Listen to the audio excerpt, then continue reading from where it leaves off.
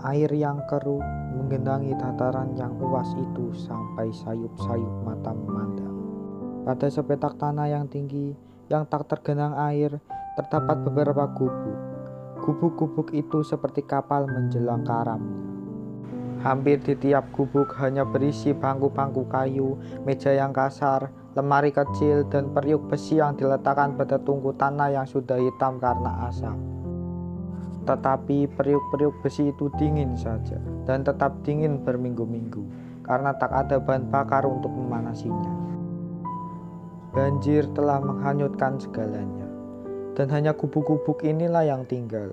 Yang lain berada di bawah permukaan air.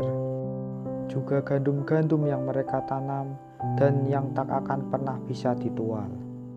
Pada tiap-tiap gubuk tempat berlindung itu berkumpul serombongan manusia, laki-laki, perempuan, dan anak-anak. Ada juga perempuan dan lelaki tua, tetapi tidak banyak. Sebagian besar rombongan ini terdiri atas ayah, ibu, dan anak-anaknya. Pertengkaran antara para ayah dan para ibu ini sering terjadi, atau mereka saling berdiam diri dalam kebisuan yang mencengkam. Apa yang mereka pertengkarkan? Inilah. Seorang ayah, seorang petani muda, melihat pada istrinya dengan pandangan suram. Mereka tentu kawin terlalu muda.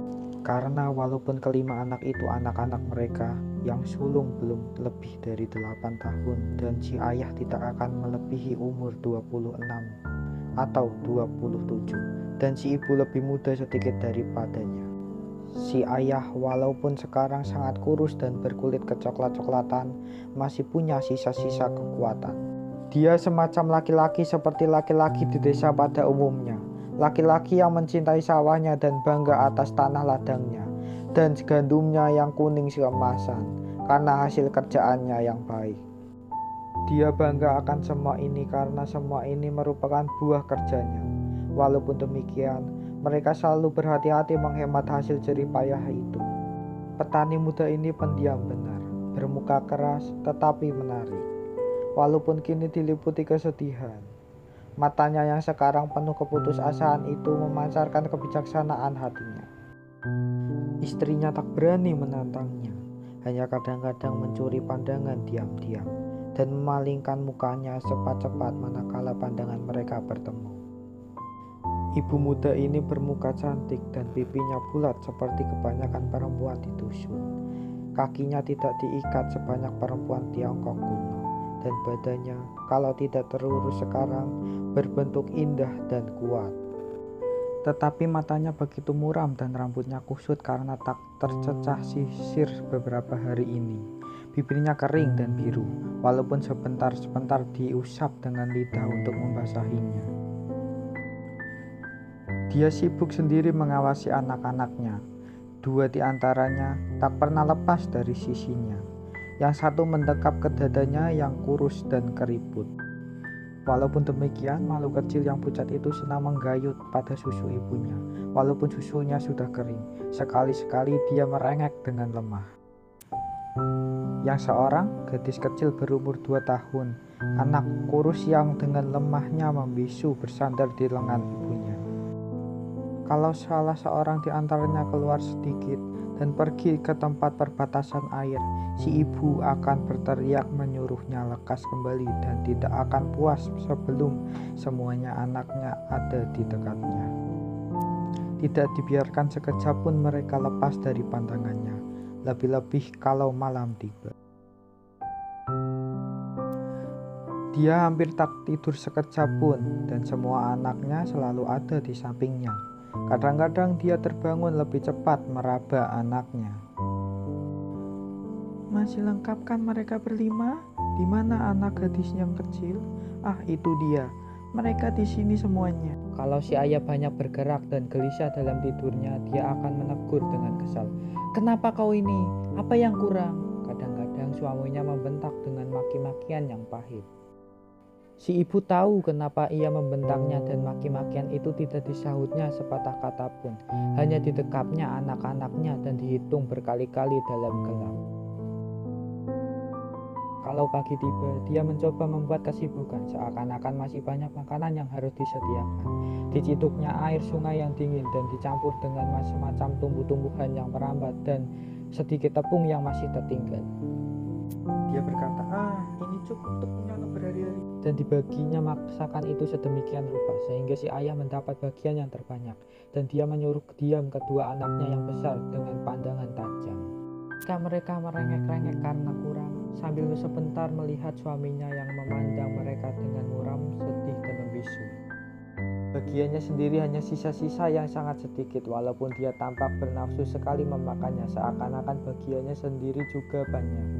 Kalau tidak kebagian, dia pura-pura tidak lapar, walaupun perut dan hatinya sangat pedih. Kalau dia tahu suaminya sedang tidak melihat, si ibu menelan makanan itu sedikit demi sedikit dengan tergesa-gesa dan mencuri-curi. Tetapi suaminya tidak dapat ditipu.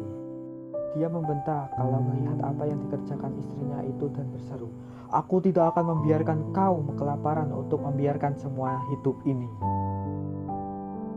Lalu dia tak akan puas sebelum melihat istrinya memegang mangkuk dan makan. Ibu muda itu menyuap makanannya sedikit-sedikit supaya lama dan tampak lebih banyak.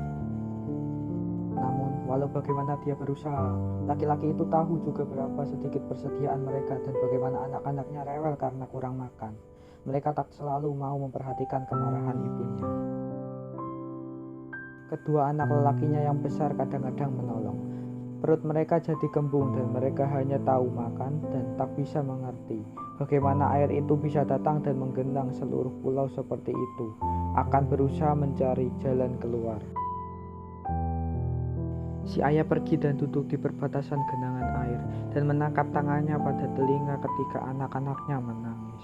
Muka si ibu jadi cemas dan dia mendiamkan anak-anaknya dengan berbisik, "Shh, jangan membuat marah ayahmu, diamlah nak, diam."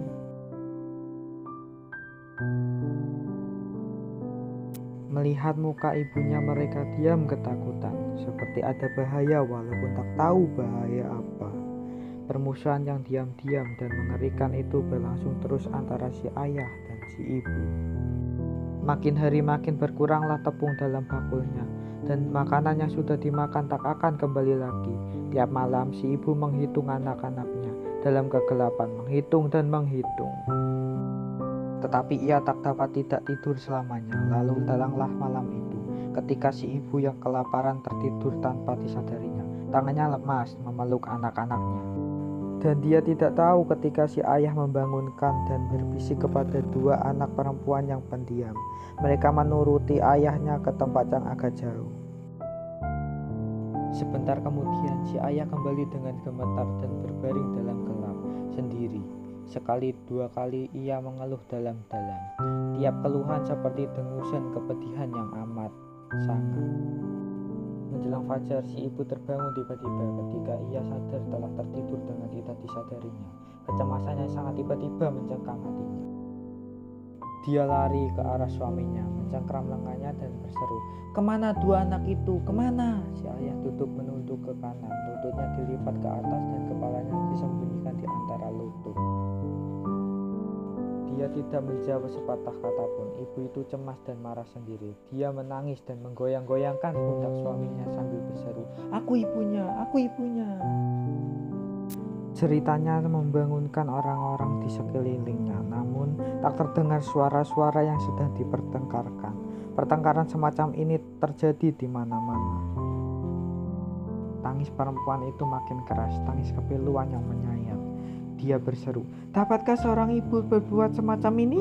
Hanya ayah yang tidak cinta pada anaknya yang menyingkirkan mereka karena makanan yang sedikit." Mendengar ini, baru laki-laki yang membantu itu mulai mengangkat kepala dan lututnya dan menentang perempuan itu dalam keremangan sinar fajar dan berkata, "Kukira aku tidak cinta mereka?"